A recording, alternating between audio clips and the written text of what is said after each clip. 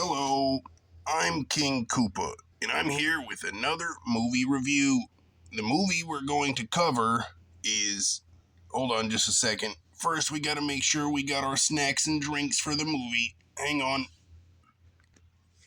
Alright, my power of editing hard at work.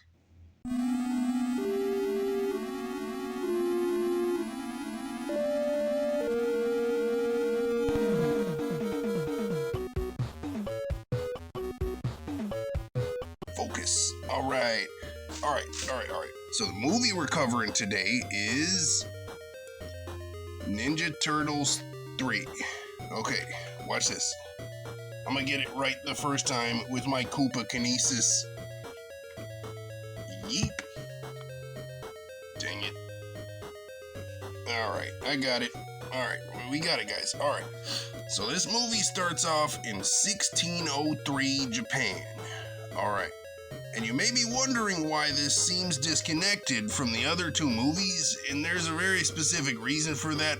Okay, Slimer, I see you there, dude. Come on, we're doing this again? Alright. Okay, let's stay focused. It's because it's not connected to the other two movies, except for kind of, when it starts out in a similar looking place to the ending of the second one. And I gotta tell you, this movie gets roasted on, and it very much deserves it. However, as the closing chapter of the original TMNT trilogy, I still do appreciate practical puppetry. I appreciate it. But it's definitely a step down. Like, if you go for a place called Creature Effects or something, instead of the Jim Henson Creature Shop, you're not gonna have a good time. Okay, so the plot. The Ninja Turtles move into this train station or something, and Splinter is a puppet now. He's not like a guy, he's just a puppet. He's a window puppet like Oscar the Grouch or something. Alright, so he sends them to a yard sale or something like that, and they come back with a box of junk, and it's got like that scepter. Look, that thing right there on the cover that Donnie's holding, like, they come back with that. And they all four hold it at the same time. Okay, alright, let me walk it back just a little bit.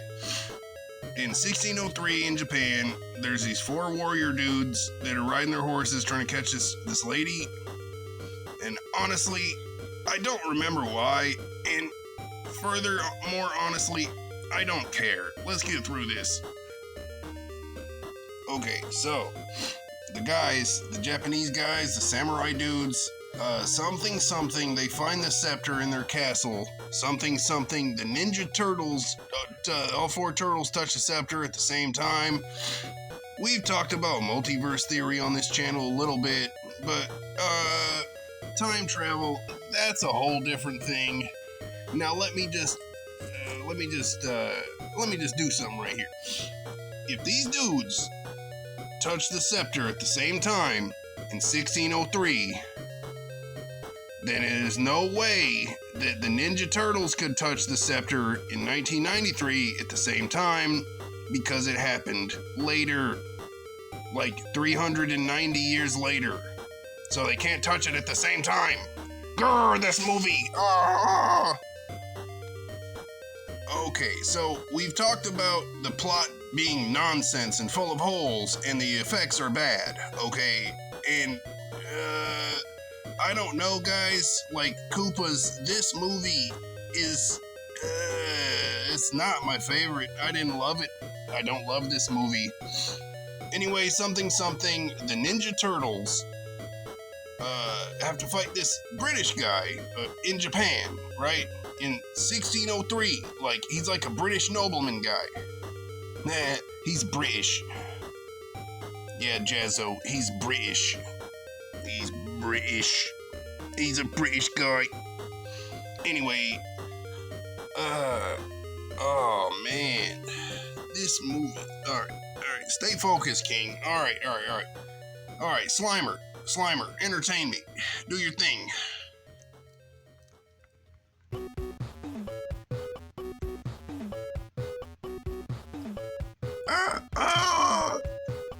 Okay, now we know that Slimer makes everything better. Just look at the real Ghostbusters, right guys? Right guys? Guys? Okay. Alright. Lord Rathbone is a bad guy and he's trying to take over he wants to be the new emperor of Japan, this white guy from Britain, in Japan. So he can be, I don't know, he's like, I'll tell you one thing he's not is he's definitely not a king. But you know who is a king? Do you know who is a king? I'm a king. Hello, I'm King Koopa, and we're already halfway through this review.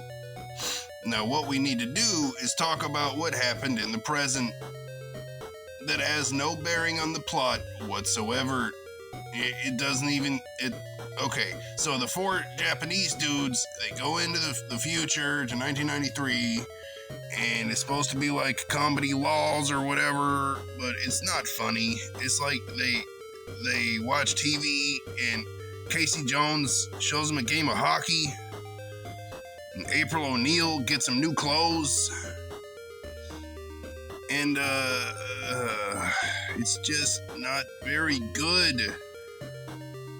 I'll tell you why it's this one. I'll tell you why I picked this one right here instead of part 2. I'll tell you why.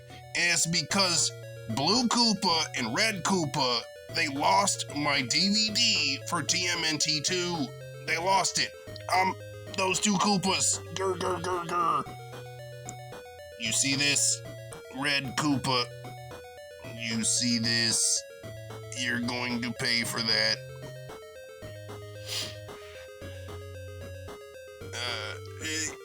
He'll be fine. He'll be fine. I promise. Okay, so let's wrap this up. Basically, there's no thought put into the time travel mechanics. There was no thought put into the... Okay, well, I can't just dunk on this the whole time and act like nobody worked hard, because that would not be fair.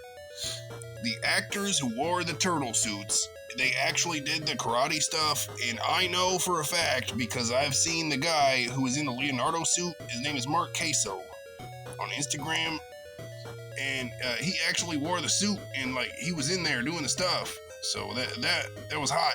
It's hot. It was hot in that suit, and he did karate and stuff in that suit, and sweated like 10 pounds or more. I don't know, but he did not have a great time. And I did not have a great time watching this movie. I do not recommend this movie. Even compared to just the second movie, it is bad. I'm sorry, Koopas. I can't... I guess they're not all gonna be decent or worth watching. But, I don't know. Maybe you enjoyed this. My voice is messed up because I was kind of sick. I don't know.